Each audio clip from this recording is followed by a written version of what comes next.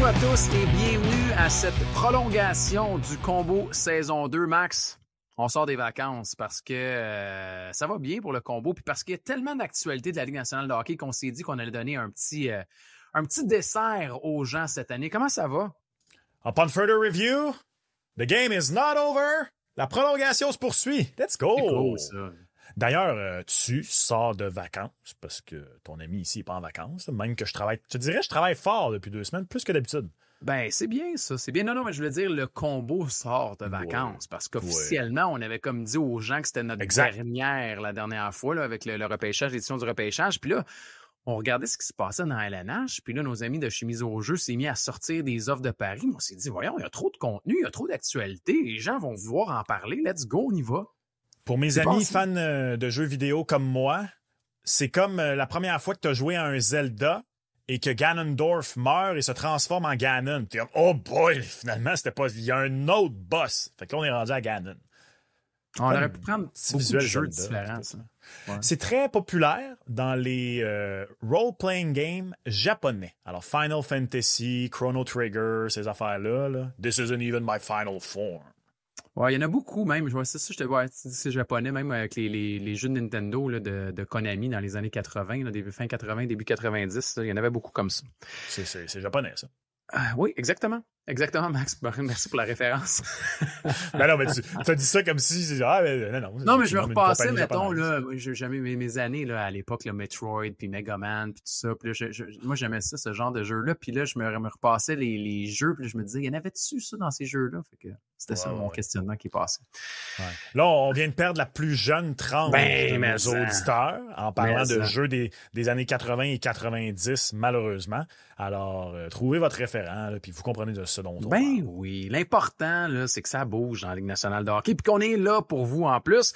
Mais avant de passer à cette panoplie et collection de paris, de repêchage, de trophées, de séries, de transferts, va-tu signer, va-tu pas signer, à combien, à quelle équipe? Max, il y a une nouveauté en plus. Maintenant, les combos, vu qu'on est au combo, on va parler de combos. Il y a un nouveau maximum et ceux qui aiment cette collection de nouveaux paris, ben, vous pourrez peut-être presque tous les mettre dans le même pari parce que ça tombe à 12. 12 prédictions. Et ça, juste à temps pour le repêchage, c'est parfait. C'est pour gros, les duels, moi, j'aime ça me faire quelques combos.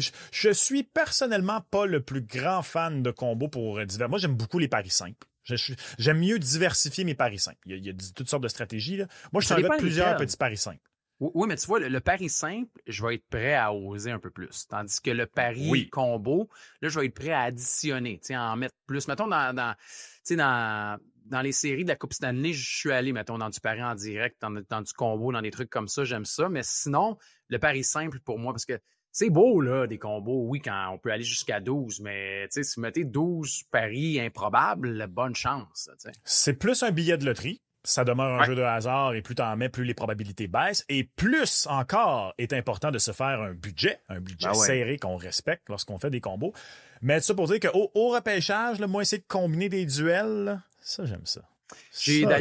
Moi aussi, j'aime ça. D'ailleurs, pour ceux qui ont regardé notre édition repêchage 2025, allez faire un tour sur le Mise au jeu plus, miseaujeu.com parce qu'il y a certains duels qui ont changé.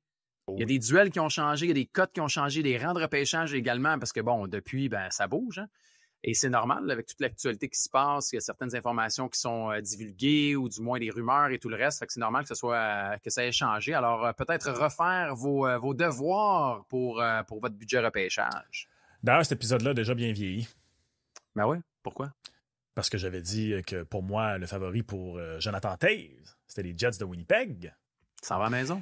Et il s'en va à la maison. Ouais. C'est drôle, hein? Quand on se trompe, les gens sont rapides pour venir en commentaire, puis quand on a raison, les criquets. Les criquets!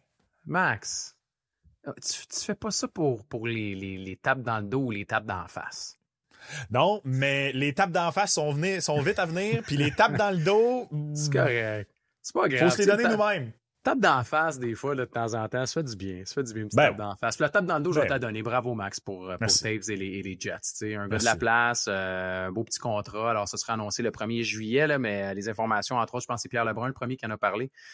Alors, salutations à Pierre pour Jonathan. Ben, tu sais, ils sont minces au centre. Namestnikov comme deuxième centre, là, c'est quand même, ça va te donner de la profondeur. Ça va te donner aussi des options différentes. Je trouve ça beau qu'il y ait un gars qui veuille jouer dans ce marché-là, qui n'est pas le marché le plus attirant en plus dans la Ligue nationale. J'allais dire la même chose. Moi, je suis surtout content pour Winnipeg. On s'entend, là, il signe la version « J'ai pas joué depuis 3 ans à Jonathan Toews ». Ben oui. C'est pas grave. Le nom, je suis convaincu que ça va créer un buzz dans la ville. Ils viennent d'avoir le... Hey, d'ailleurs, j'avais pris Connor Hellebuck pour le Heart quelque part en janvier. Bravo. Ça a été bien. J'avais oublié, pour être honnête. Puis quand j'ai vu le montant dans mon compte monter, je vais voyons, qu'est-ce que c'est ça? C'est Connor Hellebuck. Au moins, Connor Hellebuck aura gagné quelque chose.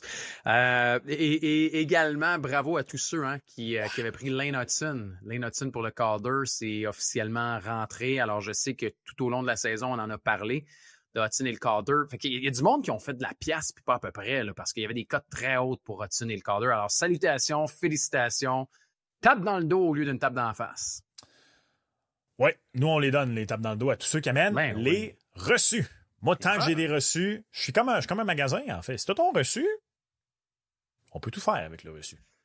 C'est vrai que sans facture, c'est difficile maintenant. C'est difficile sans facture. C'est très difficile. C'est chialer après le monde puis essayer de... Tu veux pas être cette personne. Ne soyez pas cette personne.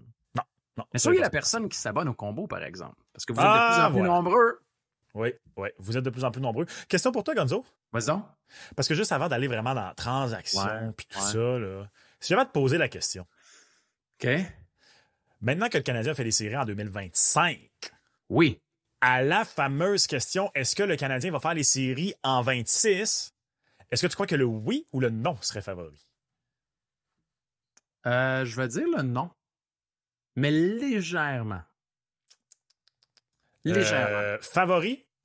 Oui, le non est favori, en effet. Le non est très favori, par contre. Ah, je pensais que ça allait être moins. 1,45 contre 2,35. Je suis pas surpris. Je pense, par contre, que cette cote-là peut déjà fluctuer avec des acquisitions d'ici le 2 juillet, mettons. Et voilà. En fait, Max, là, cette cote-là, dès qu'il y a un deuxième joueur de centre avec le Canadien de Montréal, on en a souvent parlé par les derniers épisodes, si tu as un joueur A versus joueur B versus joueur C, la cote va complètement fluctuer. Si le Canadien de Montréal n'est pas capable de mettre la main sur un deuxième joueur de centre puis il commence l'année prochaine avec Newhook ou avec Doc, cette cote-là, elle va même monter. Le non risque de... Le oui va être à comme 3, là, d'après moi, facile. Tandis que si un joueur, ben là, c'est qui? Est-ce que c'est un joueur établi? Est-ce que c'est un jeune joueur? Est-ce que c'est un projet? Est-ce que c'est du concret? Tu peux pas encore même te prononcer. Si tu avais à te prononcer aujourd'hui, tu irais pour le oui ou pour le non? Le oui à cause de la cote, mais j'ai failli me laisser tenter, mais j'ai fait non, c'est beaucoup trop tôt pour répondre à cette question-là. Faisons l'exercice. Non, mais faisons l'exercice, OK, pour les gens à la maison. Là. On va vous outiller pour prendre votre décision. Je suis d'accord avec toi, la cote la plus attirante, c'est le oui, parce que, écoute, c'est une cote qui est quand même avantageuse. Moi, je donnerais pas. Là. Ça me donnerait absolument rien d'aller mettre du non à 1,45. T'as pas de gain intéressant pour ça. Par contre, l'exercice qu'on doit faire ensemble, c'est prenons les équipes qui ont fait les séries cette année, puis essayons de dire laquelle va sortir ou laquelle va entrer. Atlantique, Toronto, il reste? Oui. Tampa? Il reste. Oui. Floride? J'aimerais apporter une nuance sur Toronto. Pourquoi? S'il y a à avoir un Boston l'an prochain, c'est Toronto. Je comprends. Je serais pas surpris avec la perte de Marner, puis après ça, dépendamment de ce qui arrive de Tavares. Si là, admettons, on a une petite année de soubresaut. Je sais, mais moi, perso, je suis encore en date d'aujourd'hui, en date d'enregistrement. Toronto, je les garde dans les séries. Tampa Bay, je les garde dans les séries. Floride, dans les séries. Washington, série. Oui. Hurricanes, série. New Jersey, série. Pas toi? Okay. Oui, mais c'est parce que les Devils, je trouve que depuis qu'ils sont devenus bons, je trouve qu'ils jouent avec nos émotions, les Devils. Ils sont un peu montagnes russes. Même au sein des saisons. Oui, mais là, t'as Jack Hughes qui va revenir en santé quand même. Si cette équipe-là est en santé, je dirais... Ouais, mais on dit ça à chaque année de Jack Hughes, puis finalement, il finit par se casser quelque chose, pauvre gars. Ouais, mais même avec la perte de Hughes, ils ont été capables de toffer pareil, puis ils ont fait les séries pareil. Ouais, mais toffer, c'est le bon mot. Puis plus le marathon se prolongeait, plus il ralentissait. Ouais, je suis d'accord. Mais moi, j'ai mis en série pareil. En gros, là, puis les deux dernières équipes qui restent à poser la question, c'est les Sénateurs et le Canadien. Fait que, tu sais, t'as parlé des Rangers. Tu sais, s'il y en a une, tu sais, mettons Columbus, Détroit, Rangers, Islanders, Penguins, Sabre, il y a peut-être c'est sûr que c'est pas les mêmes 8 équipes dans l'Est qui vont faire les séries. Fait que, qui sort, qui rentre? c'est là où le Canadien de Montréal, d'après moi, va être encore dans une lutte pour une place éliminatoire pour les cartes sauvages. Ouais, je pense que ça va être une belle lutte à 6 équipes, mettons. Ouais, les équipes que j'ai nommées, t'es d'accord ou t'en rajouterais une autre? Ouais, Ottawa, Montréal, Columbus, Détroit, New York. Puis je pense que un de New Jersey ou une équipe qu'on suspecte pas aussi va être là-dedans. T'sais, je parlais des Leafs. Peut-être que les Leafs, même s'ils font les séries, peut-être que ça va être une année plus difficile, puis ils vont devoir, entre guillemets, se battre pour une place en série. Il y en a chaque année. Regarde les Rangers. Si tu m'avais dit ça l'année passée que les Rangers n'allaient pas faire les séries éliminatoires, j'aurais vraiment ri de toi. J'aurais pris le pari. Les Rangers sont sortis. Ils n'ont pas fait les séries. Cette année, il y en a une équipe. Là. Après, c'est qui? Est-ce que c'est les Hurricanes? Est-ce que c'est les Devils? Est-ce que c'est les Leafs? Il y a des candidats qui sont là, mais pour le moment, là, on regarde les cotes, puis moi aussi, je vais avec le Canadien à 2,35. Dommage. Pourquoi dommage? Tu vas te faire une pizza ou? Ah, excuse, tu y vas avec. OK, je comprends. Ouais, je comprends ce que j'ai comme inversé ce que tu as dit dans ma tête. Non, je prends la grosse cote du Canadien. Ouais. Le 1,45, ça donne absolument rien. Là. Fait qu'on est d'accord là-dessus. Je pensais que tu disais que c'était dommage qu'on soit d'accord. Non. C'est ça, il n'y a rien de mal à ça. OK, le Canadien en série déjà. C'est quand même drôle qu'on fasse ça au mois de juin, le Canadien en série. Je suis content quand même que les cotes soient déjà là. Puis d'ailleurs, on va parler de quelques trophées, là, mais allez faire un tour sur le Mise au Jeu Plus, miseaujeu.com. Les trophées sont déjà là. Il y a des paris de transfert, il y en a plusieurs. Un qui fait beaucoup réagir, on a parlé du Calder pour Lane Hutson. C'est le prochain contrat de Lane Hutson. Je veux dire, on dirait qu'il n'y avait même pas... La saison n'était pas finie, puis déjà, on se posait la question, il va faire combien? C'est-tu 8? Va-tu faire plus que Nick, finalement? À un moment donné, c'était rendu, va-tu faire 10? Va-tu signer? Va-tu pas signer? C'est-tu 8 ans? C'est-tu 5 ans? Max, on peut maintenant parier sur le prochain contrat de Lane Hutson. Est-ce que... Je suis en train de vérifier vite, parce que j'ai en tête que... Oui, mais peut-être... Est-ce que je me trompe si je dis que Slav, ça s'est fait... Ouais, ça s'est fait le 1er juillet, direct. Le 2 juillet de mémoire? C'est le 1er juillet? Non, je l'ai devant moi. Ça s'est fait le 8 years, 6, puis c'est la date, c'est le 1er juillet. Fait que Slav, ça s'est fait le 1er juillet. Je pense que c'est la même chose pour Hutson. Totalement d'accord. Donc, la question est la suivante. Et ça va être très important aujourd'hui. Notez bien les formulations des questions. Je vais y revenir pour une autre. Là, vous allez comprendre pourquoi. Lane Hutson signera-t-il un nouveau contrat avant le début de la saison? Début de la saison, donc match 1. C'est pas à l'été, c'est pas début de la saison, donc ça l'a jusqu'à la veille du match 1 de saison régulière pour que ce pari-là rentre. Donc, admettons qu'il s'entendait. Ouais, s'il s'entendait avec l'équipe la veille du match 1, votre pari rentre. Pas de nouveau contrat et le favori avec 2, et pour moi, c'est une erreur. Nouveau contrat de 9 millions ou plus, 9 millions donc inclus, 3,25. Nouveau contrat de moins de 9 millions, 3,25. Et pour moi, ça se joue entre ces deux-là. Il n'y a pas de garantie dans la vie, mais je vois pas comment le Canadien embarque avec Lane Hutson pas sous contrat pour l'année prochaine. Tu dis, pas de contrat, c'est le favori, mais il faut quand même noter, puis c'est drôle parce qu'on en parlait un peu avant le début de l'émission également, c'est rare qu'on a ce genre de formulation et ce genre d'option-là dans un pari chez Mise au Jeu. Parce que c'est pas de nouveau contrat ou un nouveau contrat. C'est pas de nouveau contrat et ensuite, on y va avec le salaire dans le contrat. Fait que c'est sûr que oui, pas de nouveau contrat est favori parce que les deux autres sont plus pointus, sont un peu plus, dans le fond, je dirais pas nichés, mais plus précis. Fait que c'est vraiment, moi, le pas de contrat, là, même si c'est une cote, il y en a qui vont dire « Ah, moi, je prends 2 fois la mise, je touche pas à ça. » Le Canadien de Montréal va signer Lane Hutson avant le prochain début de la saison. Ça, on est totalement d'accord. Maintenant, la cote est le fun à 3,25. C'est de savoir, est-ce que tu risques? Est-ce qu'il fait 9 millions ou plus ou est-ce qu'il fait moins de 9 millions? En gros, est-ce que la fameuse hiérarchie salariale, l'échelle salariale du Canadien de Montréal, est-ce qu'elle tient ou elle ne tient plus en raison des années, en raison de la montée du plafond? C'est ce que Hutson va pouvoir dicter avec son prochain contrat. J'ai placé ma mise déjà, mon Gonzo. Oh, c'est fait. OK. C'est fait. Alors, qui respecte mon budget. T'es allé à plus de 9, je suis sûr. J'ai pris moins. Bravo. J'ai pris moins. Je pense, et je tiens à dire que j'étais précurseur là-dessus. Là. J'ai fait un épisode à ce sujet il y a comme 4 mois de ça, je tiens à le dire. Parce que là, tout le monde en ce moment fait des articles là-dessus. Ben, Domba ici, il l'a fait il y a 3 mois. Vous irez l'écouter. Et ma position on l'a fait, ça fait longtemps, Max. Rappelle-toi. Là. Ma position n'a pas changé là-dessus.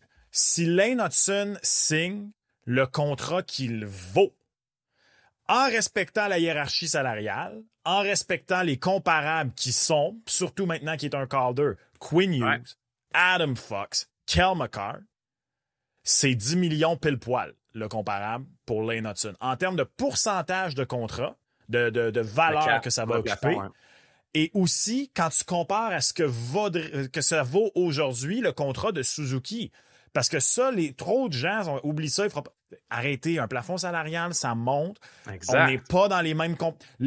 La hiérarchie salariale, c'était Kent Hughes qui disait « Je suis désolé, aucun de vous ne vaut plus que Nick Suzuki. » Et là, t'en as un qui a fait plus, qui a prouvé que « Ouais, moi, je mérite de faire quelques dollars de plus que Nick Suzuki. » Par contre, je pense que Kent Hughes, c'est mélangeant, ça, la quantité de Hughes en Ligue nationale. C'est vrai qu'il y en a beaucoup, là.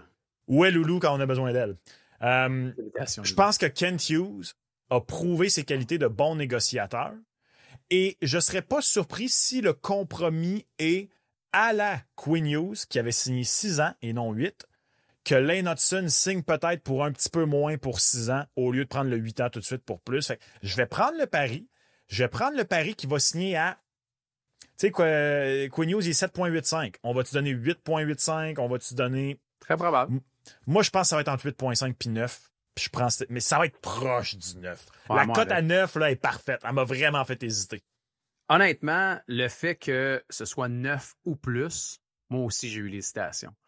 Parce que plus ça avance, puis, tu sais, je suis d'accord avec pas mal la majorité des choses que tu as dites aussi, parce que les gens vont trop souvent y aller avec le salaire et regarder le pourcentage que ça occupe sur la masse salariale. Parce que pendant quelques années, on a comme fait abstraction un peu du pourcentage parce que le plafond était stable. Mais maintenant, le plafond remonte à la hausse. Fait que les agents, quand ils débarquent là, en table de négociation, le contrat de Nick Suzuki a été signé il y a plusieurs années avec un cap qui était stable. Maintenant, le plafond monte et le plafond monte pas juste pour cette année, il monte pour les prochaines années également.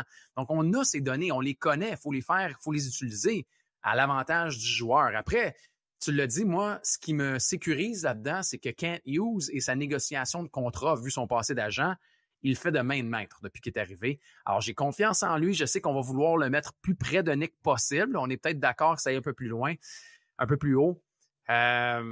J'irai moi aussi pour le moins, mais vraiment au fil d'arrivée. Au fil d'arrivée, là. Bon. Hey, le 8-9-5, ça m'étonnerait même pas qu'on aille à 8-9-5.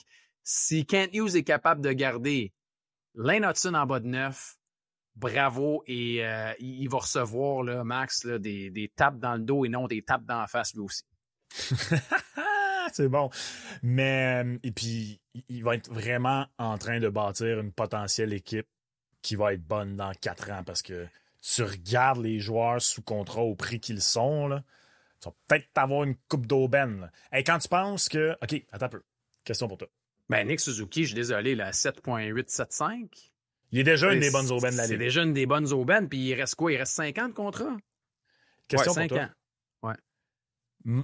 Sans même prendre en considération le contrat, OK?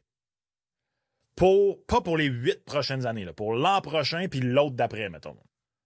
Tu prends Evan Bouchard ou Lane Hutson dans ton équipe? Sans même prendre en considération les salaires. Ouais, mais tu peux plus pas prendre en considération les salaires, Max. C'est ça aussi l'affaire. Ouais, mais mettons, là, dans le fond, qui tu trouves qui est le meilleur joueur de hockey, là, live? Ben, honnêtement, je pense que Lane Hutson va faire moins d'argent qu'Evan Bouchard et moins d'erreurs. fait que je prendrais Lane Hutson. Quand tu prends en considération... Puis là, en plus, ajoute les salaires, OK? Mettons, Evan Bouchard va faire 10 millions. Je suis pas en train de dire qu'il vaut ça. Je suis pas en train de dire que moi, je donne 10 millions. Evan Bouchard va faire 10 millions. Un défenseur qui produit comme lui, là, ça va faire cet argent-là que vous parce vouliez qu'aussi, ou il non. a signé le contrat pont aussi. Fait que, ouais. Là, il arrive à un autre contrat. C'est pas la même étape dans sa carrière, mais je comprends ce que tu veux dire. Mais tu prends lequel? Toi, tu prends Bouchard ou Hutson? Ben non, je prends Lane Hutson sans même prendre en considération l'argent. Je comprends que Bouchard est plus gros. Hey, je comprends que le 3/4 du monde ont blâmé McDavid là, sur le quoi. Il y en a tellement eu à la fin que j'ai perdu le fil, mais je pense le deuxième but des Panthers. Ouais, le deuxième. Celui de c'était Tkachuk. Mais t'as-tu vu comment Bouchard, après son erreur à la ligne bleue, après ça, tu sais, tout le monde vante ce que Lundell est allé faire devant le filet. Ouais, mais Bouchard était à côté, là, puis il était comme les servantes de Cléopâtre, puis il faisait ça avec la petite feuille, puis il a servi le pina colada, puis il a regardé Stewart, il a dit « Excuse, lui, il se parque ici, il a le droit, je sais, il a pas sa vignette de stationnement, c'est pas grave, il se parque là. » Il l'a regardé faire! Il a beau être 6 et je sais pas combien, Max, il est douillet! C'est ça, Evan Bouchard. C'est ça. Evan Bouchard, là, oui, il est sur une une vague en avantage numérique avec McDavid, avec Léon, avec il y a la bouche-bombe, il est corpulent, il est ci, il est ça, mais défensivement, je veux dire, c'est pas juste ce jeu-là. On en a retenu combien des gaffes, des bourdes au cours de l'année, au cours des séries éliminatoires. Il est capable du meilleur comme du pire. Fait que c'est un gars qui, malheureusement, moi, tu sais, oui, il a ses atouts puis il y a des bonnes qualités, mais c'est pas un gars de 10 millions de dollars. Je trouvais que c'était beaucoup amélioré cette année, puis en finale, là, il m'a vraiment laissé un goût amer en bouche. Donc, bref, je pense que, moi, personnellement, comme je dis, si le contrat de Lane Hutson est 8 ans, 80 millions, je veux dire, c'est ce qu'il mérite. C'est pas overpay, c'est pas underpay, c'est bien fair pour lui. N'importe quoi en bas de 10 millions, je dis pouce en l'air à Kent Hughes. Et si c'est en bas de 9 millions, je trouve son numéro de téléphone, je l'appelle et je le félicite. Ah non, écoute, j'y donne quelques pizzas que j'ai au compteur. Je lui les donne. Ah, et j'aime pas donner des pizzas. Parce que je suis très avare. C'est généreux. Je suis très avare parce que j'aime la pizza, tu comprends? Alors, j'aime mieux donner autre chose que donner de la pizza, mais c'est pas grave. Mais ce serait tout un tour de force de la part de Kent Hughes de garder Hudson en bas de 9. On dirait plus j'y pense et plus j'en parle et je me dis, ça va être tough. Ah oui, ça va être difficile. Mais je comprends pas pourquoi le pas de contrat est favori. Dans ma tête, c'est clair. Il n'est pas favori, Max. Il n'est pas favori, oui, c'est parce que... Non, oui, il est favori parce que les deux autres, c'est le positif et donc le risque est réparti sur deux options qui sont favorables. J'entends. Tu comprends? Donc, j'entends. Si c'était oui et non, ben là, ça serait différent. Mais vu qu'il est très précis avec le salaire, ben là, on a réparti le risque sur deux positifs à 3,25 et 3,25. Donc, le pas de contrat reste avec une cote qui doit être un peu attirante aussi. C'est brillant ce que tu viens de dire. Tu devrais penser à investir ou, je sais pas, moi, acheter de l'immobilier ou des affaires. Là. Ouais, peut-être, hein, peut-être. Qui sait, peut-être qu'un jour, ça planifiera ma retraite. Hey, Max, on a parlé du Calder. Hudson a quand même eu des votes pour le Norris remis au meilleur défenseur de la Ligue nationale de hockey. Et là, on parlait des trophées, puis on va parler de Demidov dans les prochains instants, mais pour le trophée Norris remis au meilleur défenseur de la Ligue nationale de hockey, on voit que Lane Hutson est encore là l'année prochaine. Est-ce qu'il y en a qui ont gagné là, pour Hudson et le Calder, puis qui se disent « Ah, moi, je reprends une partie de ma mise, puis j'y vais pour le Norris l'année prochaine pour Lane Hutson. » Regardez ça, la cote, 30 fois la mise. J'adore Lane Hutson, Max. J'adore Lane Hutson, mais on voit encore une fois, et avec raison, qu'il y a quand même des Cale Makar, des Quinn Hughes, des Zach Werenski. Escanén va être en santé pour l'année prochaine. T'as une panoplie, tu sais, Adam Fox va avoir une meilleure saison aussi. T'as quand même beaucoup de défenseurs qui sont là dans la Ligue nationale et qui sont encore en avant de Lane Hutson. Moi, je vais être bien honnête, là, pour les 5 prochaines années. Et voilà.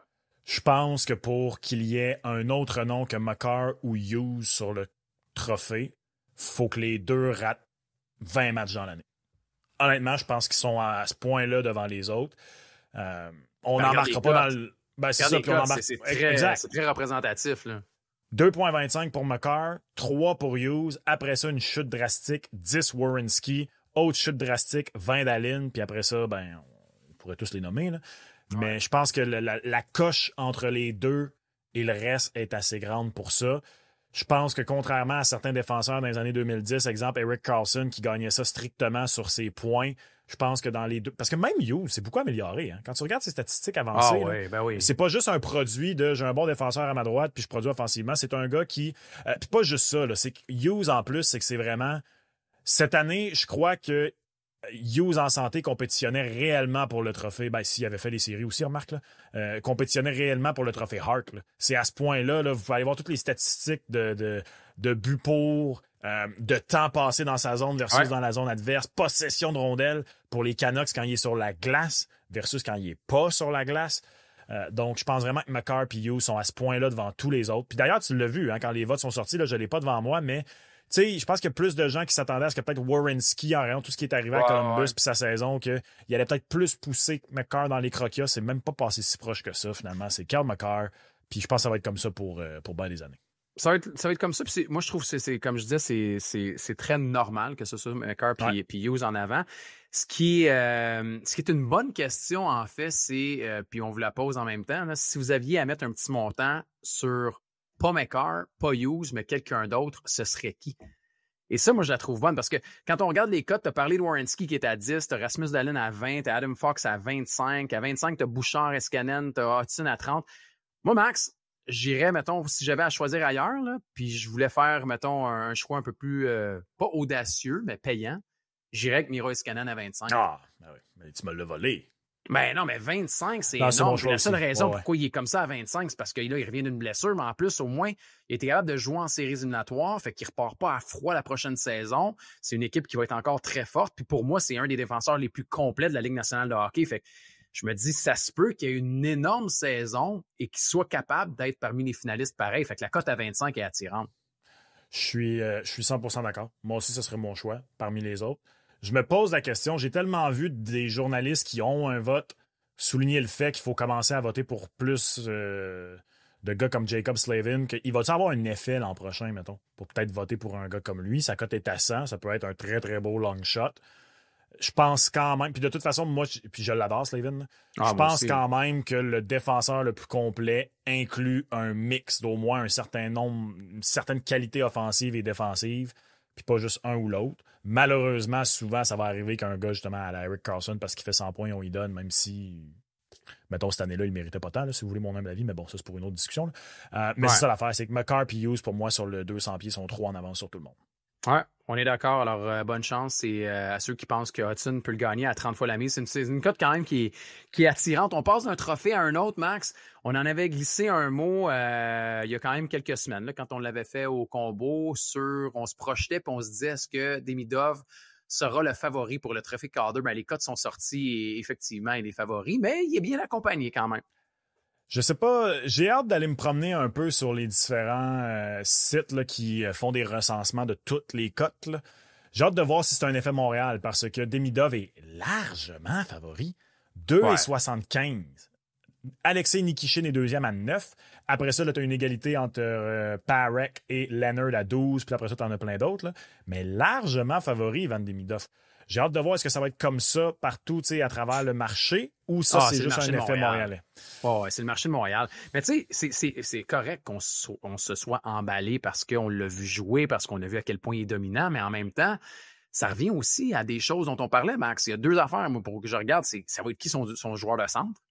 Puis, est-ce que tu lui donnes la première vague en avantage numérique? T'sais, on l'a vu en première vague en avantage numérique, mais là, on va parler de Laine dans les prochains instants. Son cas est relié à Laine pareil. Si Laine garde la première vague et que Demidov n'est pas là, c'est pas la même récolte de points. Après, c'est qui son joueur de centre? Fait que la cote à 2,75, je la trouve très basse. Là. Elle est proche de Kel McCarr. Je veux dire, pour le Norris, moi, je la trouve trop basse parce qu'un gars comme Ryan Leonard à 12 fois, un gars comme Ziv Bouillum là, à Minnesota, 14 fois la mise. Jimmy Snuggerud également, qu'on a très bien utilisé avec les Blues de Saint-Louis, 14 fois la mise. Honnêtement, je pense que Demidov a de très bonnes chances de gagner le Calder, mais en raison de la petite cote, j'irais peut-être pour un circuit avec un autre candidat. Puis on l'a vu cette année, ça bouge beaucoup en cours de saison. Ouais, puis tu sais, à n'importe qui serait tenté de dire « Ben non, c'est sûr! » N'oubliez pas que les deux meilleurs joueurs des 25 dernières années, malgré des saisons recrues qui ont rempli les attentes, l'ont pas gagné. Sidney Crosby en 2005-2006, parce qu'Alex Ovechkin était aussi là, les deux auraient gagné le Calder chaque saison dans les 35 dernières années, mais ça a donné qu'il était là en même temps. Puis Connor McDavid, parce qu'il s'est blessé son année recrue, il l'aurait gagné s'il avait joué la saison complète parce qu'il aurait fait au-dessus de 90 points. C'est Panarin qui l'a gagné cette année-là, qui était plus vieux. Là. Il arrivait tard en LNH. J'ai en tête qu'il avait fait quelque chose comme dans les 70 points. Là. Fait que clairement, McDavid l'aurait gagné. Parce qu'il avait j'avais comme 77 en tête, mais on va aller voir. Mais McDavid, il avait fini, si ma mémoire est bonne, 48 en 45. Au-dessus du point par match. 77. 30-47, 77. Ah, belle mémoire. Bon, tu vois, fait que bref, tout ça pour dire qu'il n'y a pas de garantie. Puis je pense même pas que, tu sais, Demidov il est très bon. Il va être très bon. Je pense pas qu'il est assez bon pour qu'on se dise s'il est en santé, il va le faire. Puis après ça, est-ce qu'il va avoir un Lane Hutson l'année prochaine? Est-ce qu'il va avoir juste un Dustin Wolf? Parce que t'as Askarov à San Jose qui est là avec une cote de 20.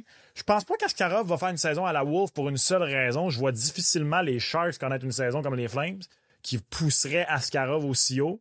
Mais tu sais, t'en as plein. Le Ziv Buim, c'est un méchant bon défenseur. Ben oui, man. Je dis pas qu'il va arriver pour faire une saison à la Lane Hutson, mais je vais pas du tout tomber des nues si Ziv Buim il a au moins une quarantaine de points l'an prochain. Ce qui va être très intéressant pour un défenseur. Buim, on l'a dit, on lui a donné quand même la première vague, même en avantage numérique pendant les séries éliminatoires. Là, bon, qu'est-ce qu'on va vouloir faire là-bas? Est-ce qu'on va la laisser à Brock Faber ou pas? Tu as des super bons joueurs qui sont là-bas. Puis, tu sais, tu as mis Zane Parekh également dans le tableau. Zane Parekh, c'est la même chose. À Calgary, tu sais, on en a essayé plusieurs en première vague en avantage numérique. On a vu Rasmus Anderson, on a vu Mackenzie Weegar, on en a vu plein. Fait qu'est-ce qu'on va vouloir lui confier également? Tu sais, du temps de jeu en avantage numérique, ça vient souvent dicter ta récolte de points. Puis encore une fois, tu l'as dit pour le Norris, puis c'est un peu la même chose avec le Calder aussi. La récolte de points influence grandement. On a plusieurs choix de premier tour également là-dedans. Fait que c'est des candidatures qui sont facilement moussables là, dans les joueurs qu'on a nommés. Ouais, puis tu viens de parler de Zane Parekh. Pour ceux qui le connaissent peut-être pas beaucoup, là, il vient de faire 100 points dans la Ligue de l'Ontario. Puis il avait frôlé le 100 points son année de repêchage, l'année d'avant. Vous allez me dire qu'à Saginaw, cette année-là, c'était une excellente... Il avait fait la Coupe Memorial, Saginaw, l'an passé, en 2024. Fait que c'était une excellente formation, là, c'est pas grave. Mais tout ça pour dire, il n'y a absolument aucune garantie pour le trophée Calder. Et pour ceux qui se posent la question, parce que vous avez peut-être remarqué dans tous les noms qu'on a nommés parmi les favoris, Demidov, Nikishin, Leonard, Parekh, nommez-les tous, on n'a nommé aucun choix de première ronde en devenir qui vont être repêchés dans les prochains jours, dans la prochaine semaine. Le joueur à être repêché le plus haut classé, c'est Michael Misa à 25 fois la mise. Et c'est le seul. Oui, au moment où on se parle, c'est le seul qui peut être choisi d'ailleurs. C'est le seul qui est là. Alors, dans la QV 2025 des joueurs repêchés, Michael Misa est le seul à 25 fois la mise. Max, on reste chez le Canadien de Montréal, puis on a nommé son nom, puis c'est drôle parce que maintenant, on a un pari qui... J'ai hâte de t'entendre parce que je me rappelle que ça avait été un pari dont on avait parlé avec le nombre de buts l'année passée, mais qu'est-ce que le Canadien va faire avec Patrick Laine cet été? C'est ça, pour vrai, là, honnêtement, oui, on a le contrat à Lane Hudson, on a Demidov et tout le reste, mais tu parles à n'importe qui, ça arrive, c'est comme, hey, Laine, es-tu là l'année prochaine ou il n'est pas là? Laine, es-tu là ou il n'était pas là? Ben, mise au jeu a fait un pari là-dessus. Fait que, on a eu un petit peu de poids, on a fait du push, on a essayé de donner des idées, puis là, ils ont tellement embarqué. Et je trouve ça très drôle et très cool qu'on ait un pari sur Patrick Laine. D'abord, j'ai vraiment fait le saut quand je ne m'attendais pas à ce qu'il y ait cette offre de pari-là. La question est la suivante.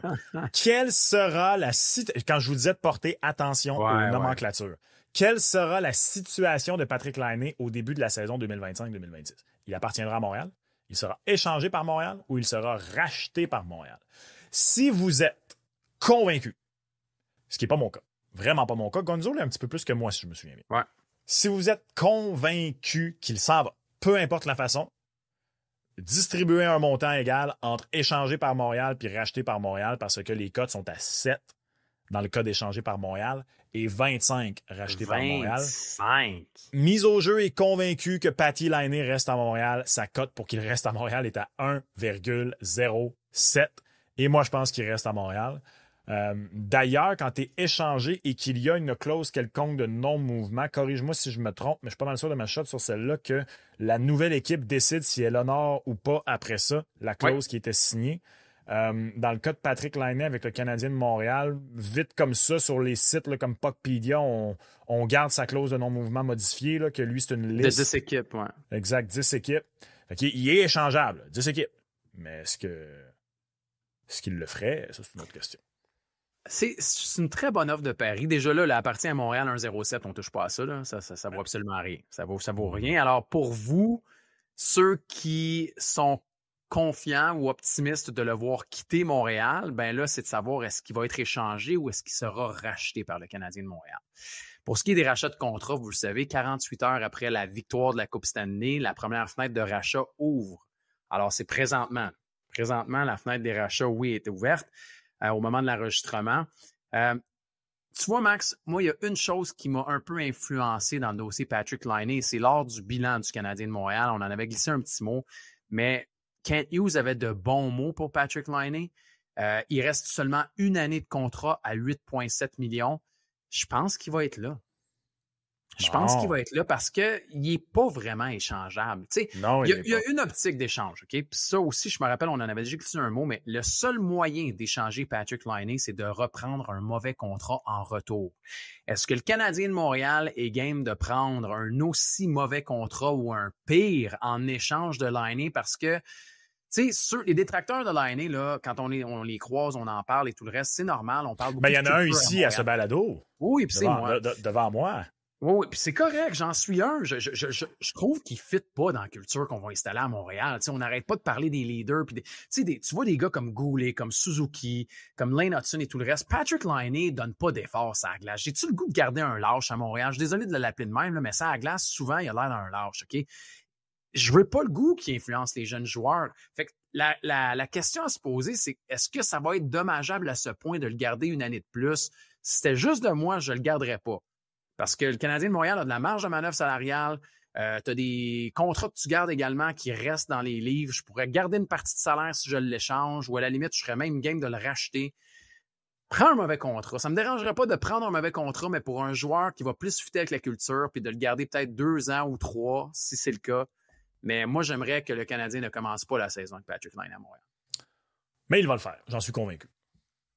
Donc, je ne touche pas à la question parce que à 1.07, tu l'as dit, ça ne vaut pas la peine. Puis je suis convaincu. Fait que je vais même pas mettre une petite mise sur les deux autres, même si c'est intéressant en termes de cote, parce que pour moi, c'est réglé. Il est à Montréal pour débuter l'année du moins.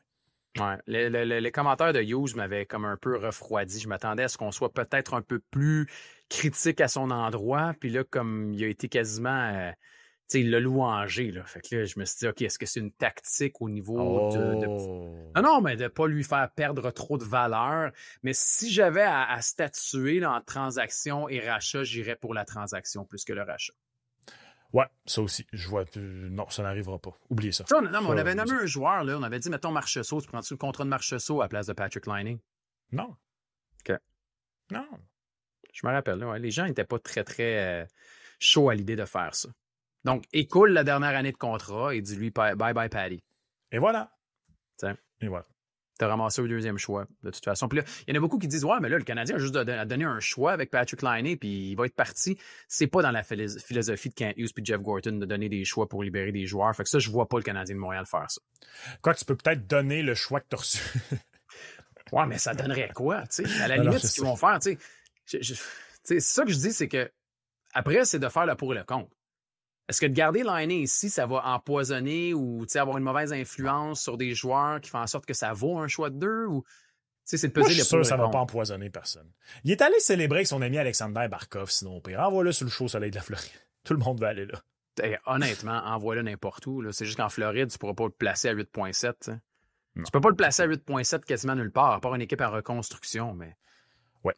À moins de prendre un gros contrat également. Qu'on verra, mais Laine fait jaser, c'est sûr. Un autre qui fait jaser, à peu près quand on parle du Canadien de Montréal, quand je dis qu'on croise du monde dans la rue, puis ils disent « Ouais, Laine, es-tu là? » L'autre question qui arrive tout le temps, c'est « c'est qui le deuxième centre du Canadien de Montréal? C'est Sidney Crosby, là, voyons donc. » Sidney Crosby, regarde ça, une offre de Paris pour qui jouera Sid the Kid. Oui, je l'appelle encore Sid the Kid.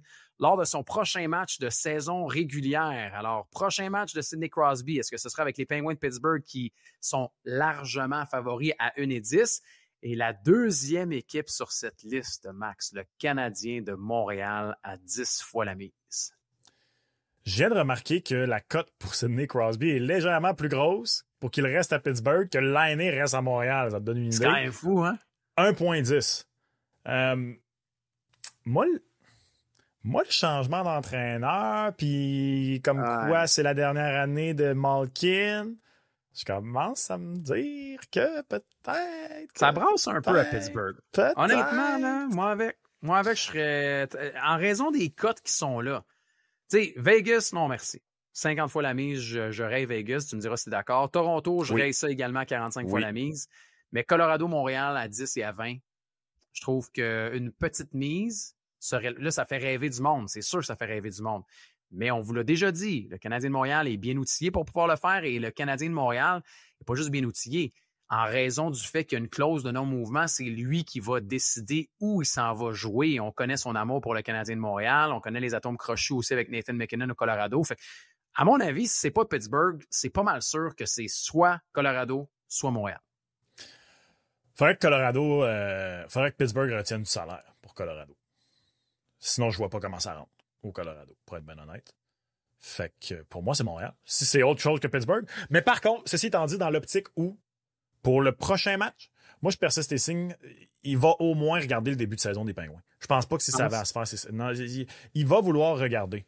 On s'est-tu replacé? Ou, tu sais, Je vois mal, parce que si c'est une transaction cet été, tu sais, il va donner le temps à l'équipe de faire son magasinage, il va regarder le magasinage, fait que ça aurait été annoncé. Moi, je pense que ça aurait été déjà annoncé, puis tu sais, c'est un bon point que tu amènes, parce que c'est un gars qui est très loyal de un, c'est un gars qui a à cœur l'organisation des Penguins de Pittsburgh, c'est un gars qui est très classique, hein, puis vieille école, fait que s'il y avait eu à prendre la décision, je pense qu'il l'aurait déjà prise et il aurait sûrement fait une conférence de presse pour même l'annoncer, potentiellement. Tu sais, je veux dire, c'est à ce point-là. Donc, ça se peut, oui, qu'ils partent à la date limite en raison du fait qu'il va voir que le train il déraille encore pendant l'année puis qu'il puisse quitter. Ouais. Fait que Pittsburgh à 1,10, c'est très probable aussi.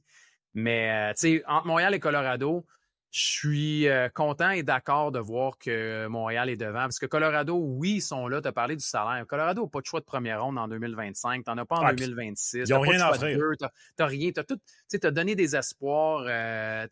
T'as donné beaucoup, là, parce que t'es allé chercher Brock Nelson, t'es allé chercher Charlie Coyle, t'es allé chercher des joueurs aussi. Fait que t'as pas grand-chose. Là, le Colorado, là, cette année, dans le repêchage, là, ils repêchent, ils ont un choix de 4e tour puis un choix de 7e tour. Tu viens de parler que c'est un joueur classique puis c'est un joueur classe et tout ça. Là. S'il va au Colorado, c'est parce qu'il a dit à Pittsburgh, c'est là que vous m'échangez ou vous m'échangez pas.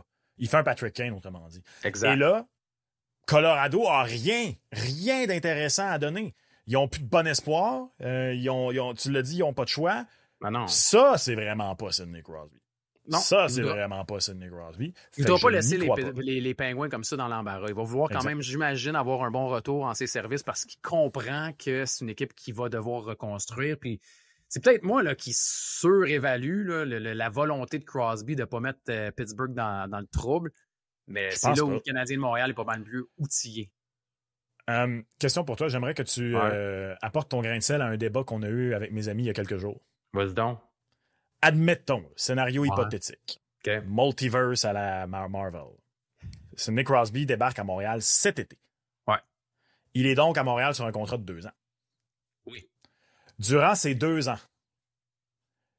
avec Sidney Crosby au sein de l'équipe. Puis, admettons, considérant que dans le package, en retour, ça t'a pas coûté un Lane Hudson, ça t'a pas coûté un Demidov, ça t'a pas coûté un Caulfield. Ça t'a coûté des choix puis un espoir, mettons. Puis tes meilleurs espoirs.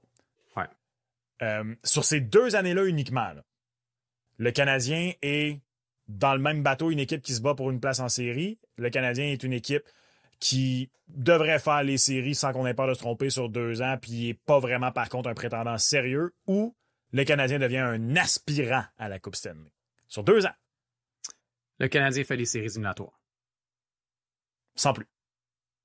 Aspirant, c'est parce que, tu sais, il y a une zone grise, Max. Pour moi, je dis pas que le Canadien se bat pour une place en séries éliminatoires. Puis, tu sais, la majorité des équipes, t'en as peut-être quoi, 5, 6 par association que tu te dis qu'ils se battront pas? Peut-être même, 5 ou 6.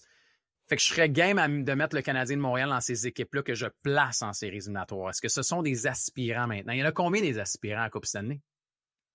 4-5. Des vrais, là? Ah, je pense qu'il y en a plus que ça. Non. Fait que est-ce que tu places le Canadien de Montréal parmi les 5 meilleures équipes de la Ligue si Crosby débarque à Montréal? Moi, je pense que l'an 2, si les astres sont alignés, que tu as des bons développements de jeunes, que Hudson, c'était pas un flou, que Demidov tout de suite, puisque tu vas encore avoir des joueurs sur des contrats d'entrée, si tu te rends compte dans la saison que tu peux faire un bon push puis que tu es capable, je sais pas moi, une acquisition clé de date limite, je pense que le Canadien, l'an 2, peut être aspirant. Ouais. Mais sinon, si Crosby, le reste de sa carrière, va comme je pense qu'elle va aller, c'est-à-dire s'il décide qu'il veut continuer, moi, je pense qu'il reste minimum 5 très bonnes saisons à Sidney Crosby. Quand je dis très bonne saison, c'est que le pire des scénarios, là, c'est ton deuxième centre qui est responsable défensivement et qui te fait entre 70 et 80 points. Puis ça demeure Sidney Crosby. Fait que je pense que sur 5 ans, là, le Canadien serait un aspirant. Mais dès l'an 2, il pourrait commencer à être un des... Tu sais, mettons sur la bulle, là, comme 6-7e aspirant. Ben, c'est ça. T'sais, sur la bulle, pour moi, c'est des séries. J'aurais aucun. Pour moi, c'est des séries assurées. Après. Ouais, moi aussi. Moi aussi. Il reste des si. Puis quand il reste des si, je peux pas mettre une équipe aspirante. C'est quand même tough de projeter. Là. Tu vas me dire, c'est pas loin, c'est 2 ans. Je comprends, c'est Sidney Crosby. Tu sais ce que tu as avec Sidney Crosby. Puis il commence à avoir de plus en plus de joueurs chez le Canadien de Montréal où tu penses savoir ce que tu as aussi. Mais il y a encore beaucoup de développement à faire. Fait que est-ce que le Canadien de Montréal est parmi les équipes élites avec Crosby? Je pense pas, mais clairement, c'est juste du positif parce que d'exposer des gars comme Suzuki, comme Caulfield, comme Hudson, comme Goulet, comme tous tes leaders au leader incontesté Crosby, t'imagines-tu à quel point juste ça pendant 2 ans, c'est de l'or en barre? Hey, quand tu regardes ça, là, moi, de mon vivant, j'ai jamais connu ça, le Canadien qui a un legit top 2 au centre. T'as tout le temps soit eu un gars borderline numéro 1, mais pas vraiment comme Koivu ou Plekanec, ou là maintenant t'as Suzuki, puis là c'est l'inverse. T'as pas vraiment un vrai numéro 2. On pourrait peut-être dire que le petit passage de Monahan à Montréal, mais tu sais, je considère pas ça. Et là, soudainement... Ouais, mais l'époque, Max, t'étais peut-être jeune, oui, mais tu sais, je veux dire, dans Fous-Turgeon, c'était quand même 2 centres. J'étais trop jeune. Ouais, mais j'étais trop jeune. Je veux dire, moi, mettons, mon plus loin souvenir du Canadien, honnêtement, je pense que c'est la transaction Vincent D'Anfous. Pour vrai. Fait que, tu sais, comme Turgeon, j'ai pas de souvenir de Turgeon avec le Canadien. Tu sais, moi, mon plus loin souvenir de hockey, c'est les Coupes des Red Wings, 97-98, puis après ça, vraiment Dallas, 99. Mais bref, quand t'as dit ça, dans ma tête, c'était les deux à qui j'ai pensé, là, où on disait que le Canadien de Montréal avait, tu sais, puis même Turgeon, on l'a mis à l'aile de temps en temps, ou même, tu sais, fait que c'est la dernière fois où le Canadien de Montréal a été comme un peu profond au centre. Là. C'était pas au 21e siècle, t'as donné une... Non, c'est le 20e. Et là, soudainement, le Canadien serait la seule équipe derrière les Oilers à avoir 2 joueurs de centre dans son équipe qui ont fait ou frôlé le 90 points cette année. Fou. C'est quand même fou. Au centre, bien sûr. Je ne sais pas si je l'ai mentionné. Au centre. Au centre. Hey, ça serait... Mais là, on vend du rêve. Je viens de vendre du rêve pendant 5 minutes, je suis désolé. On peut passer au prochain appel. C'est le fun de vendre du rêve de temps en temps. C'est comme... Si c'était pas le fun, il n'y aurait pas plein d'émissions de ce type-là à la télé. En plus, tu sais. En plus. Puis quand c'est pour le Canadien, les partisans sont contents. Tu sais, Crosby à Montréal. Là, on arrive au moment du balado que j'avais le plus hâte. Ah ouais, lequel? Ouais. Parce que, tu sais, Crosby, regarde, on a eu une belle discussion, mais on l'a dit. C'est politique. L'année. OK, Calder, tout ça, c'était bien. Mais là, ça, pour moi, c'est la question de l'été. Où jouera Mitch Marner? Et les cotes le reflètent. Mais par contre, j'aimerais me corriger, Gonzo.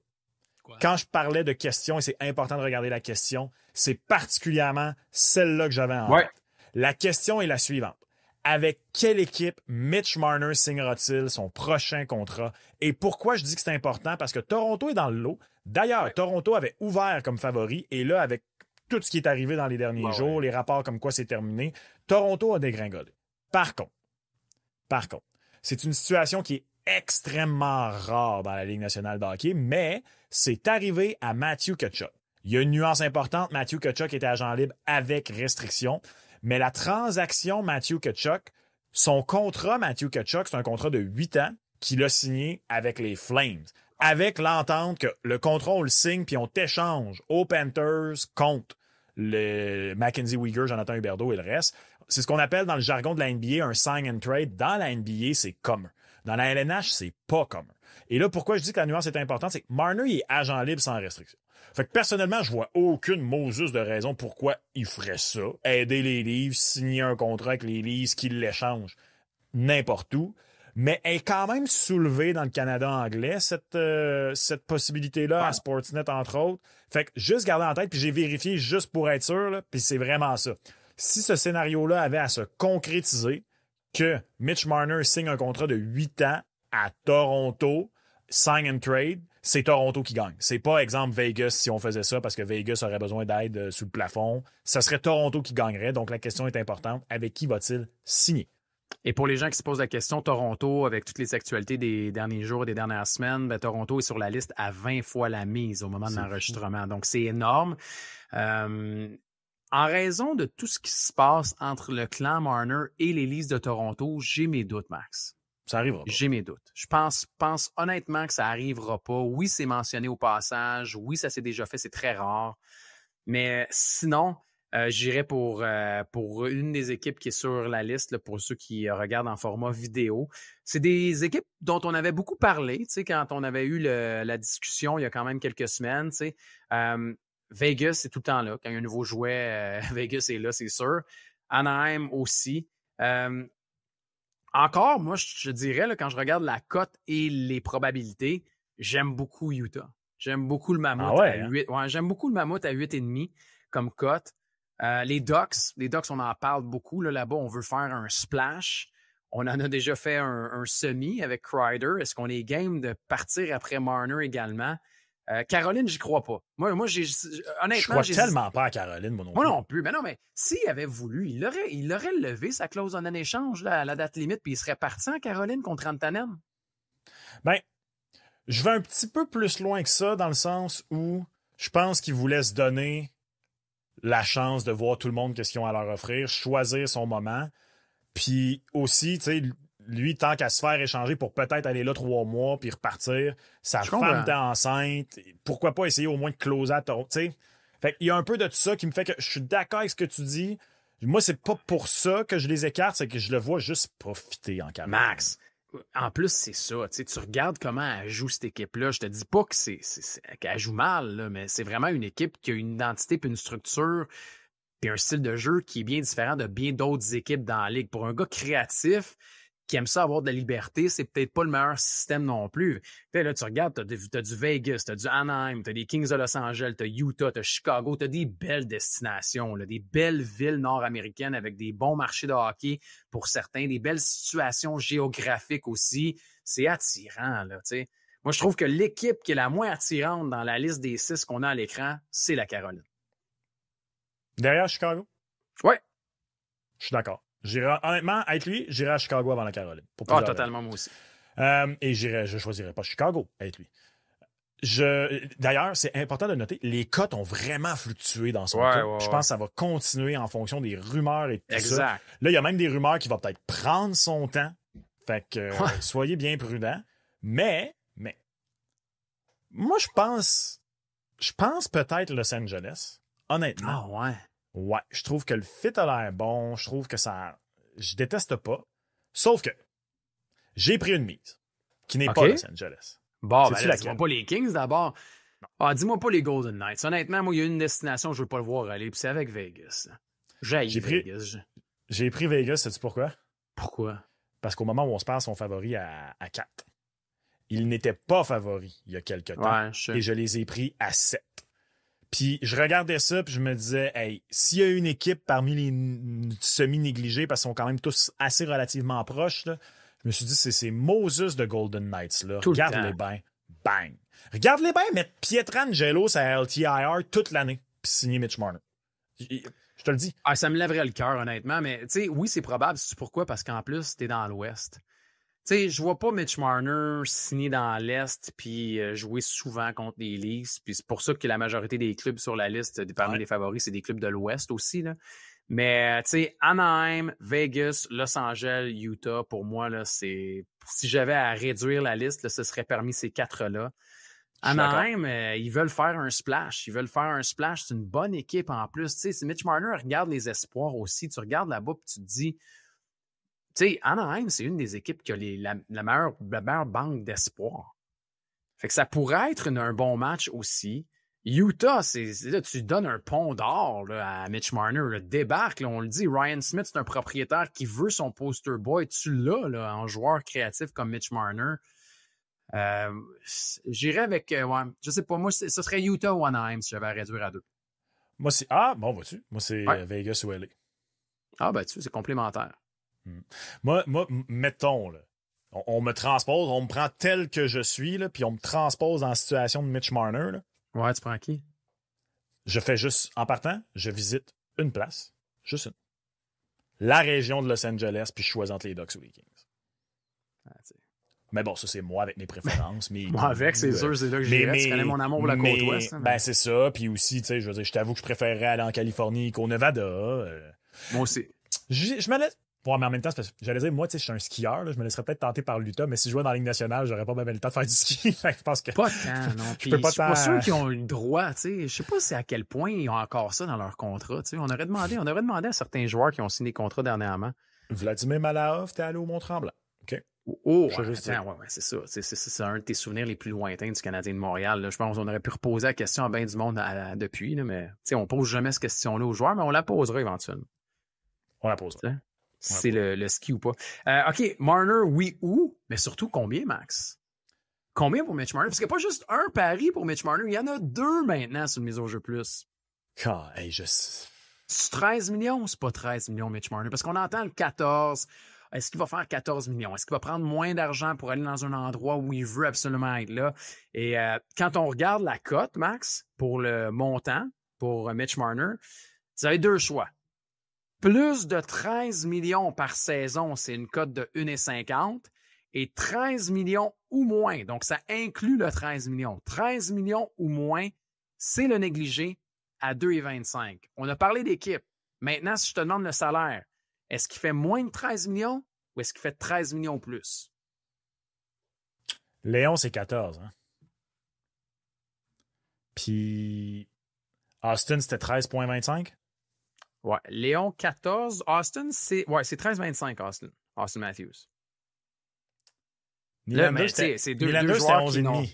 C'est deux joueurs qui n'ont pas eu l'autonomie complète, par exemple. Non, Ils se sont pas rendus. Fait que là, lui, il a l'autonomie complète. Fait que c'est là la différence. C'est effectivement 13,25 pour Austin Matthews. Puis Nylander, oui, c'est 11,5.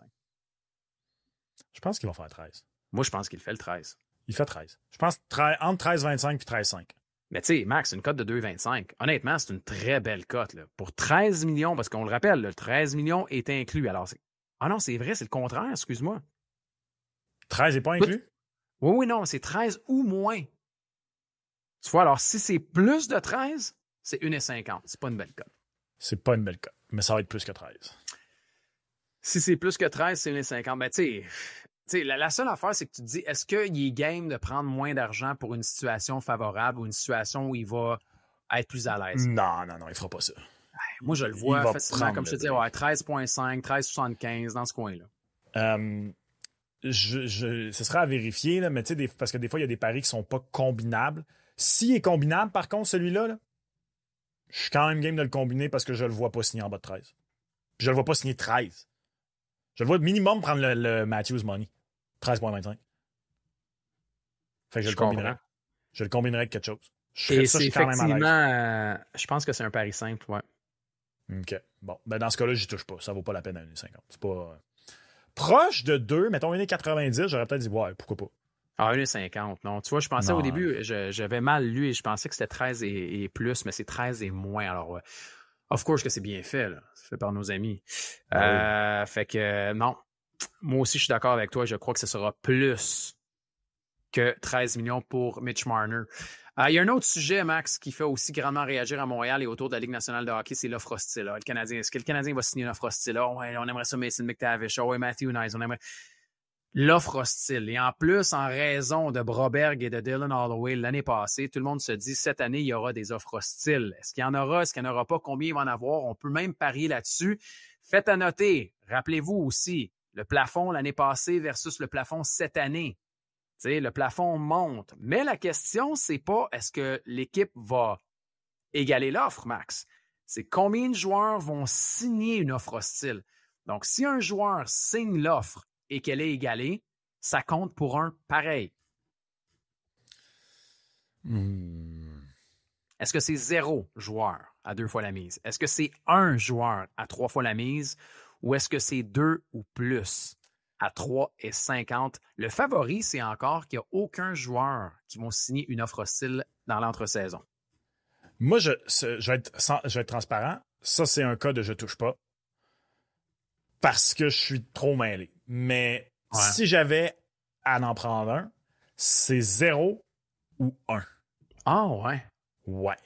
Je pense... C'est parce que je comprends, là, les dirigeants, ils essaient de nous smoke show, puis ouais, ça se pourrait. Mais pour vrai, quand je regarde les joueurs disponibles, en même temps, c'est vrai, par contre, attends un peu. Les joueurs qui sont là, je suis désolé, Max, c'est une année qui est tellement profonde et non, il y a des joueurs à n'en plus finir. Mais l'affaire, c'est que pour faire une offre hostile, à moins de t'appeler Marc Bergevin, là, tu fais ça là, quand t'es pas mal sûr que t'as mis l'autre équipe d'un câble puis qu'elle va peut-être pas prolonger. Fait que ça prend une offre incroyable. Et c'est parce que cette année, là, il y a toutes les formations, je regarde, peu importe ce que j'imagine comme scénario, à moins que le DG perde la boule, l'autre équipe va égaler l'offre. Oui, mais je comprends, mais s'ils égalent, ça compte pour une offre hostile quand même qui a été signée. Parce que pour les gens qui ont...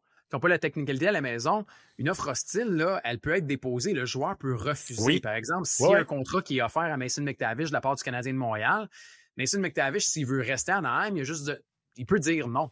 Et pas la signer, c'est pas public. Ça devient public quand c'est signé. Oui, mais puis je comprends ça. Mais c'est justement pourquoi que même si l'autre équipe la match légale, je vois pas un DG assez perdre la boule pour faire une offre qui va être signée par un gars puis potentiellement non égalée. On dirait qu'un des seuls que je pourrais voir, c'est J.J. Peterka, mais dans son cas, on dirait que je vois quasiment l'inverse. Ça a l'air qu'il veut plus rien savoir de Buffalo, qui va être échangé. Ouais, fait que si c'est ce qu'il veut, à moins que l'offre, justement, il sache qu'il fasse comme « Ha! Cette équipe-là est débile, Buffalo va jamais égaler ça. » Il signe. Pourquoi il prendrait le risque, s'il veut tant que ça partir, de signer une offre hostile que Buffalo peut matcher? Il fera pas ça. Ouais, non, je suis d'accord. Je pense qu'il va être échangé. Je pense qu'on va l'échanger avant le 1er juillet. Et donc, il va signer avec cette équipe-là à laquelle il va être échangé avant le 1er juillet, donc pas exposable à une offre hostile. Tu sais, le cas de Broberg et d'Holloway, ils sont intéressants à cause de l'année passée. Puis je pense que, comme tu l'as dit, ça a pris les Oilers à la gorge. Ils ont décidé de ne pas matcher. En rétrospect, ça a été une mauvaise décision, à mon avis, là, surtout pour Holloway. Moi, j'aurais gardé Darren Holloway. Mais, tu sais, il y a beaucoup d'équipes qui ont de l'argent, oui, mais il y a beaucoup d'équipes qui vont s'essayer. Mais après, c'est de voir. Puis, tu sais, dans la technicalité aussi, là, pour être totalement transparent, souvent, quand il y a ce genre de négociation-là, les deux DG vont se parler avant. Puis, ils peuvent même s'avertir. « Hey, ça se peut que je fasse une offre hostile sur tel gars. On peut-tu négocier avant d'une transaction? » Si le DG dit « Non, tu sais, be my guest, essaye-toi si tu veux, mais moi, il n'est pas échangeable. » Ben, souvent, il y a un avertissement de la part du DG avant. Fait que ça fait des négociations. Puis des fois, il peut y avoir une transaction avant que l'offre hostile soit déposée. Même pour Kotkaniemi, ça avait été ça à l'époque. Tu sais, Marc Bergevin l'avait même confirmé. Moi, j'aime cet outil. J'aimerais ça qu'il soit utilisé. Je veux dire, juste pour m'amuser. Parce que oui, Kent Hughes et Jeff Gorton l'ont dit. Fitzgerald en a parlé au New Jersey également. Je pense que les deux offres hostiles de l'année passée ont comme donné un petit peu d'air d'aller puis de gaz. Ce qui me ralentit un peu, c'est le plafond qui monte. Parce que là, ça donne la marge de manœuvre à bien des équipes pour pouvoir égaler, chose qui n'était pas là l'année passée. Mais j'aime cet outil, donc je vais y aller avec le positif, puis je vais dire au moins 1 max. J'y vais avec 0. C'est correct. Petite pizza là-dessus? 0. Non, c'est les pizzas 2020. Non! Les pizzas DG, les pizzas 2025, le dossier est clos. Là. Je te les amène au party piscine, puis les enfants en mangeront autant qu'ils veulent. Puis regarde, c'est mon oncle Max qui paye. Là. Ça, c'est réglé. Les pizzas dégelées. Les pizzas dégelées, ouais. Non. Les pizzas dégelées. Okay. T'as la face faite comme une pizza dégelée, toi. Tabarouette. C'est une expression à mon père, ça. La pizza. Ouais, mais ça veut dire quoi? Ça prend fois que je m'entends. T'as la face faite comme, c'est quand tu dis quelque chose pas de bon sens, tu réponds ça. T'as la face faite comme ça, toi, Stéphane Gonzalez. OK, mais comme une pizza dégelée, je veux dire, je me suis jamais fait traiter de pizza. Je veux dire, la dernière fois que j'ai entendu ça, c'était quelqu'un qui souffrait d'acné. C'est vert. C'était au secondaire. Ah oui, c'était pizza, vous? Nous, c'était champ de fraises. Ouais. C'était champ de fraises. Champ de fraises aussi, face de pizza. Ouais. Mais c'était méchant. C'est pas très gentil. Ouais, c'était méchant. Non, malheureusement, j'ai déjà utilisé ça, je m'en veux. Ah, ouais. Ouais, ben tu sais, t'es ado, là. Je sais. Ouais, je l'ai sûrement déjà utilisé, moi aussi. Là. Je voulais juste avoir l'air surpris pour te faire mal paraître. OK, on change de sujet. On va lâcher pizza. En terminant, là, qui va gagner la Coupe Stanley, Max, l'année prochaine? On peut déjà parier là-dessus, vu que les Panthers ont gagné. Est-ce que les Panthers sont favoris pour une 3e Coupe Stanley consécutive?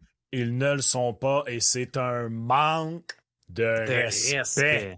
Ben, je veux bien que c'est pizza, là. Hey, oui. Je veux bien que c'est juste de 0.50, là, mais il n'y a pas une, mais 2 équipes devant les Panthers. La Caroline et les Oilers. Sais-tu quoi? Lâche-moi la Caroline. Lâche-moi la Caroline. Juste à cause de McDavid puis Léon, je suis prêt à dire ouais, c'est beau, les Oilers. La Caroline? Ils les ont passés en 5, puis c'est à peine s'ils les ont pas passés en coup de balai. La Caroline? Max, c'est qui le gardien des Oilers d'Edmonton l'année prochaine? T'as-tu déjà vu ça, toi, une finale de la Coupe Stanley où on hésite de mettre un tel ou l'autre pendant la série finale? D'ailleurs, au moment où on enregistre, c'est le bilan des Wheelers, ben le 2e, là, parce qu'il avait fait les joueurs, puis le téléphone à Léon a sonné, puis McDavid a mis le feu en confirmant pas qu'il signait. Là. Exact. Mais là, c'était celui des dirigeants, puis ils ont dit que la priorité numéro 1 cet été, c'était attaquant et gardien. Ils l'ont dit. Avec raison, là. Ils l'ont dit. Non, mais t'as pas le choix. Là. Tu sais, t'as essayé. Ça fait combien de fois que t'essayes? Moi, je suis désolé, je mets les Panthers devant les Oilers. J'aime beaucoup les Stars, encore une fois, qui ont fait quelques mouvements de personnel. Il y en aura d'autres à venir également à 8,50. Mais sinon, je vois pas une équipe surprise de s'immiscer dans le top 5 de mes favoris pour l'année prochaine. J'aime pas la prolongation de contrat de Duchesne à Dallas. Moi. Non, mais pas si cher. 4 ans, c'est beaucoup. Ah, je sais pas. Ouais. Est-ce que tu penses... OK, mais mettons, à des fins de discussion. Ouais. Je suis sûr que ça n'arrive pas. Admettons que les Panthers ne-signent pas Ekblad, ne-signent pas Bennett, ne-signent pas Marchand. Est-ce qu'ils sont encore tes favoris? Non. Fait que c'est peut-être pour ça. Peut-être que la seconde où Bennett est prolongé, exemple, poup, il tombe au moins à égalité que les deux autres. Sûrement. C'est peut-être juste ça. Mais ça reste une équipe qui est très profonde, pareil. Il y a des points d'interrogation aussi dans des contrats ou dans des mouvements de personnel pour la Caroline, pour Edmonton aussi. C'est juste qu'Edmonton, tu pars avec Connor puis tu pars avec Léon. Ouais, c'est Colorado à 8,5, là. À ne pas tasser aussi facilement non plus, là. Brock Nelson revient, t'as McKinnon, t'as McCarr, c'est sûr que t'as plus Rantanen, malheureusement. Puis là, on entend toutes les rumeurs sur Martin Necas aussi, là, fait que... Ouais, d'ailleurs, au moins, la transaction Brock Nelson a l'air moins folle maintenant qu'ils l'ont prolongé. Ouais. C'est un gars qui vieillit aussi, par exemple. Fait que si t'avais un choix à faire aujourd'hui, au moment de l'enregistrement, pour ton favori, pour la Coupe Stanley de l'année prochaine, tu mettrais ton 2$ sur... Les Oilers. Ah! Les Panthers ne peuvent pas gagner 3 ans de suite. Ouais, je vais mettre... Honnêtement, avant de mettre les Oilers, là, je mettrais les Panthers, je mettrais les Stars, je mettrais l'Avalanche, puis après, je mettrais les Oilers.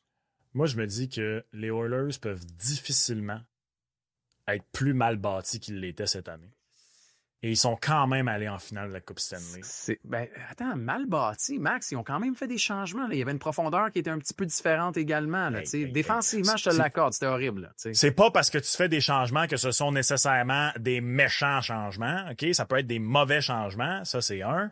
Et deux, honnêtement, là, je pense que plus que... Tu sais, je pense que plus que n'importe quel autre... Puis en même temps, je comprends que c'est normal parce qu'on parle de McDavid puis Draisaitl. Tu sais, ça, c'est comme... C'est deux méchants morceaux. Ça reste que tu fais juste remplacer, même pas les deux, juste un des deux par un gars un peu plus average, là. Puis je pense pas que cette équipe-là est une si bonne équipe que ça. Je pense qu'on est rendu au point où les Connor McDavid est borderline sous-estimé par les gens pour qui tout ce qui compte dans la vie, c'est les bagues. Puis le fait qu'il n'y en a pas encore une, ils sont comme « Ah, il est pas si bon. » Moi, c'est l'inverse. Je suis comme « Man, ce gars-là est tellement fort qu'il traîne un club. Des gardiens à 860 d'efficacité en finale de la Coupe. » Connor McDavid est la superstar de la Ligue nationale de hockey qui comprend probablement le plus Carey Price. C'est très similaire à des positions différentes. Carey Price a masqué une équipe encore plus moribonde que les Oilers pendant 10 ans. Ben, McDavid masque une équipe, tu sais, une équipe correcte, une équipe de série sans plus que sont les Oilers Edmonton en étant fort comme il est. Ouais, j'inclurais Léon là-dedans aussi. Mais oui, ensemble. C'est facile aussi, tu sais, on parle, puis je sais que tout le monde était blessé, là, mais tu sais, il y avait quand même Zach Hyman qui était absent.